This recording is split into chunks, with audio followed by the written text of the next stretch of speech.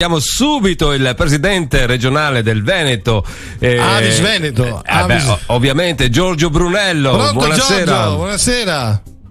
Buonasera a tutti, a chi vi ascolta e a voi che siete lì dietro probabilmente il tavolo della regia. Grazie mille Giorgio. Grazie. Intanto come stai? Tutto bene?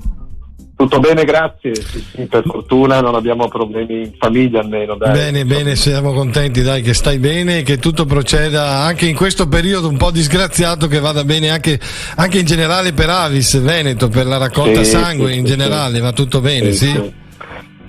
Sì, allora non siamo qui per dare i numeri, ma insomma li diamo spesso i numeri. Siamo riusciti a garantire quello che serviva. Siamo come sempre preoccupati perché voi avete visto che adesso si riaprono gli interventi, da lunedì dovrebbero riprendere le liste d'attesa, e quindi in quel caso, visto che eravamo lì sul filo, ancora una volta dobbiamo correre per garantire il sangue che serve. Prima con Laura Cedrone abbiamo anticipato appunto questo servizio civile che si può fare anche in Avis. Entro il 15 febbraio, ci diceva, i giovani tra i 18 e i 28 anni possono candidarsi. Cosa può rappresentare per un giovane questo servizio?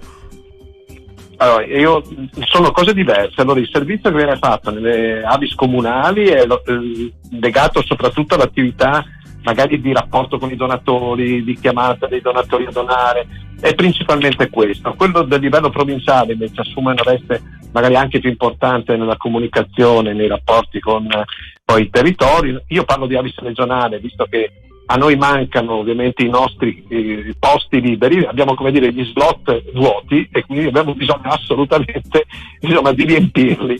E invece è stata discretamente la risposta da parte di giovani nel Veneto per le altre sedi, tutte le sedi che abbiamo disponibili. Io dico che Avis regionale mette a disposizione, avete intervistato Laura, quindi avete visto quanto Laura sia una persona che ha trovato una sua collocazione, che era sensibile e aveva un corso laureato in scienze politiche, quindi aveva un suo percorso di studi e anche di interesse che probabilmente ha trovato in Avis. Io velocemente dico 2 o 3 cose. La prima, Avis regionale oggi sta gestendo 4 progetti, di cui uno ministeriale, un progetto con 12 regionali coinvolte, progetto bellissimo per fare attività nelle scuole di stili di vita sani e cose che adesso, quindi con i contest, cose che un po' anche Enrico conosce, sì? Poi dopo riprenderò lui. Lo nominiamo questo progetto, si chiama Best Choice.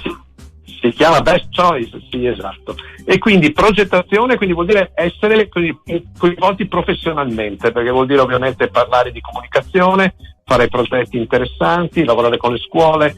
E direi che questa è una delle cose più rilevanti. Poi noi abbiamo un rapporto con imprese, un altro progetto che si chiama Io Valgo, anche su questo mi pare che anche Enrico avete fatto un lavoro, perché l'abbiamo tarato sulla responsabilità, e quindi anche quella è una cosa bellissima. Adesso partirà un'altra sessione dove faremo dei tavoli di sviluppo locale, chiamiamoli così, con i cittadini, i comuni.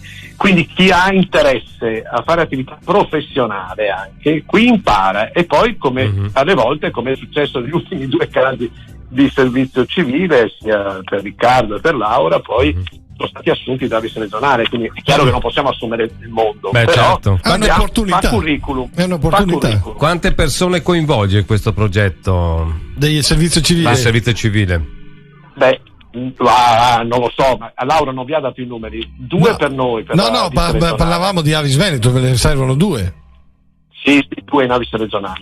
Volevo dire Giorgio, a parte che noi ormai ci conosciamo da tanti anni e quindi anche il servizio, la nostra amicizia è di lunga data, come si dice.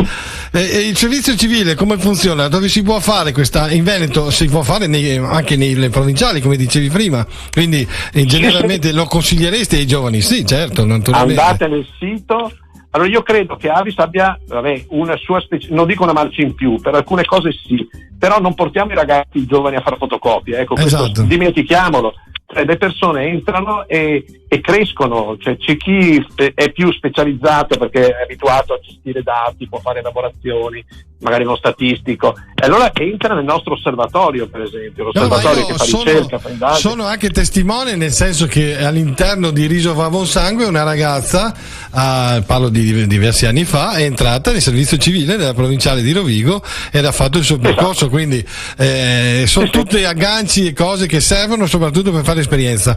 Volevo dirti anche un'altra cosa, soprattutto perché avrò anche i tuoi colleghi la prossima settimana dell'Umbria e della Puglia, delle regionali della Puglia e dell'Umbria, che quest'anno è il 50° di Avis Regioni, cioè festeggiamo i 50 anni delle Avis regionali. Sono state inventate 50 anni fa, create, o sbaglio, o è una cosa che dico a vanvera? Mi sembra di sì. Nel 1971. Non chiedermi questo perché non lo so. Noi abbiamo fatto 2 anni fa il nostro 50°. Sì, certo. Può darsi, perché sai, le Avis regionali sono state ovviamente costituite in tempi diversi. Sì, è vero. E quindi non è detto che sia un 50° per tutti nella stessa data. Forse, no, non è vero, che quest'anno non può essere il 50° del primo, perché le Avis regionali sono state costituite tutte insieme. E visto che noi l'abbiamo fatto 2 anni fa, secondo me è una fake. No, è una fake, qualcuno mi ha dato delle dritte strane. Sì, dai. Probabilmente domani lo picchio a sangue. A sangue. Già siamo nel merito.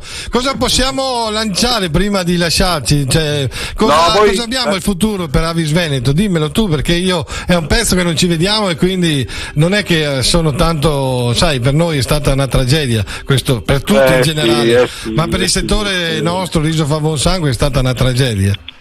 Come tutti quelli che si occupano, chi fa arte, cultura, insomma, purtroppo è stato veramente falcidiato. Aiutami a sognare, aiutami. No, ma comunque guardate che insomma adesso, vaccini permettendo, insomma io spero che nel giro di 5 mesi, insomma dalla primavera inoltrata all'estate, insomma si riprenderà a lavorare in presenza, perché ne abbiamo tutti bisogno, insomma non possiamo solo lavorare a distanza. È bellissimo. Nel frattempo ho lasciato una riunione perché ero in una call con tutto il dipartimento trasfusionale, però li ho lasciati lavorare. È bello poter fare a distanza. Vedrai. Bisogna anche guardarci negli occhi, e alcune cose non si possono fare a distanza. Allora come ci lasciamo? Con che speranza? Come mi lasci stasera? Con che speranza? Vedrai, guardate... lontano andremo. No, ormai la luce si vede, la luce c'è, ormai la luce la vediamo. Ascolta, non riesco a vedere la luce dove siete voi lì, ma insomma la luce c'è. Allora mi saluti e non siamo poi così all'inizio del tunnel, esatto. Dai, su. Allora mi saluti un po' tutti quanti, perché il non vedersi sembra strano, però insomma dai, ho voglia di vedervi, di abbracciarvi, di stringervi la mano come sempre, come abbiamo fatto in tutti questi anni.